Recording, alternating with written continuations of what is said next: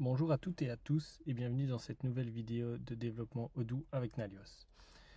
Aujourd'hui, je voudrais vous montrer un peu comment le search count fonctionne et surtout dans quel cas est-ce qu'il est intéressant de l'utiliser. Imaginons, il va souvent être utilisé si on va dans le standard, quand on a des smart buttons et qu'on veut, on va aller par exemple installer l'application Contact.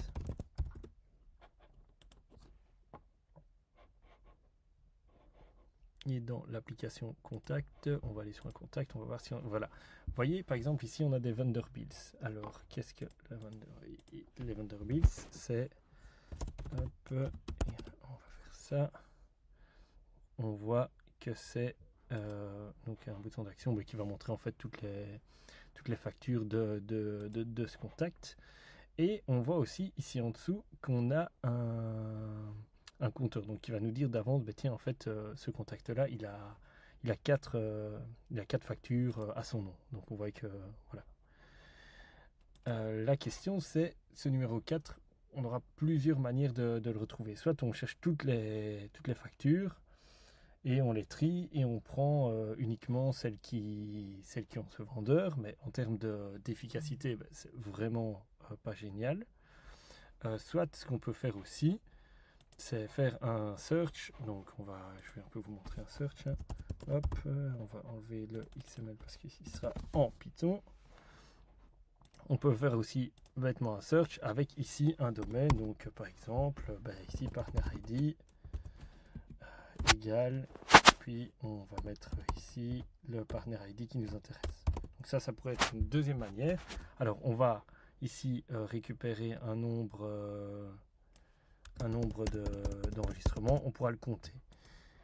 Et il y a une troisième méthode, et c'est cette méthode-là qu'on va voir aujourd'hui, qui va permettre en fait de directement compter le nombre d'enregistrements. Alors, qu'est-ce que ça veut dire? C'est, imaginons ici, on voudrait savoir combien de... on va refaire un peu la même idée qu'on voit ici, sauf qu'on va mettre combien de SE, donc de seller order, le contact a en fonction du contexte sur lequel on est. On va faire bêtement un champ ici en toute couleur, comme ça on ne refait pas un smart button, etc. Vous pouvez le voir dans d'autres vidéos, on vous apprend comment faire un smart button.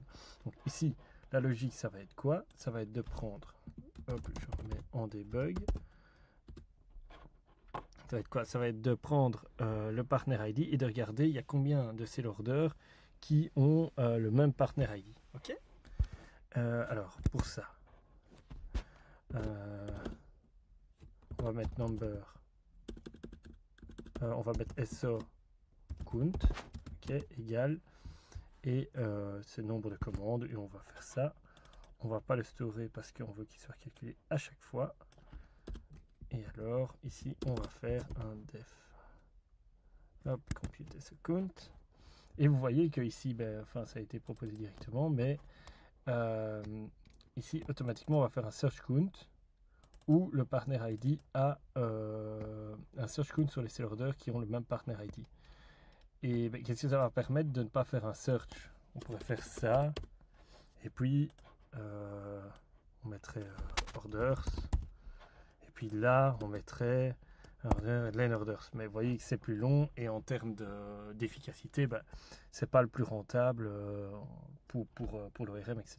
Donc, on va repasser sur cette version-ci qui, elle, est vraiment optimale.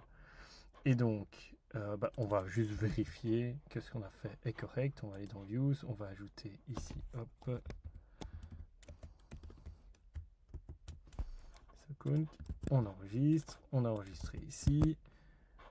Ensuite, on va relancer vu qu'on a fait une modification dans le hop. Il faut que je retrouve, voilà. Comme on a fait une modification dans le Python, bien sûr, on doit relancer notre serveur. On relance notre serveur, on retourne ici. On met à jour.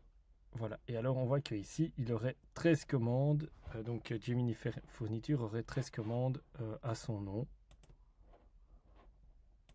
Et si on regarde, est-ce que c'est possible? Si on va filtrer, hop, on va filtrer ici par Customer simplement. Et vous voyez bien que j'ai mis fourniture, on a bien 13. Donc si on va sur une déco addict, apparemment il en faudrait 2. Et ainsi de suite. Et donc vous voyez que ça fonctionne bien. Et donc ici c'est vraiment l'idée c'est quoi? C'est vraiment d'optimiser en termes de code, de ne pas mettre des lignes inutiles, et aussi en termes de performance de ne pas surcharger Odoo avec des méthodes inutiles. Donc voilà, j'espère que c'était intéressant pour vous. Donc je remets un petit peu le code, hein, donc ici comme ça vous voyez vraiment bien. Donc simplement au lieu du search, c'est search count, et on met toujours le même domaine, etc., comme on le mettrait dans un search. Et grâce à ça, directement on a en fait le nombre de records qu'on retrouve. Donc voilà, j'espère que c'était intéressant pour vous. N'hésitez pas, si vous avez des questions, à les poser en commentaire. Et sinon, si vous voulez en apprendre plus sur Odoo, n'hésitez pas à vous connecter à notre chaîne YouTube et sur les divers réseaux. Voilà, merci.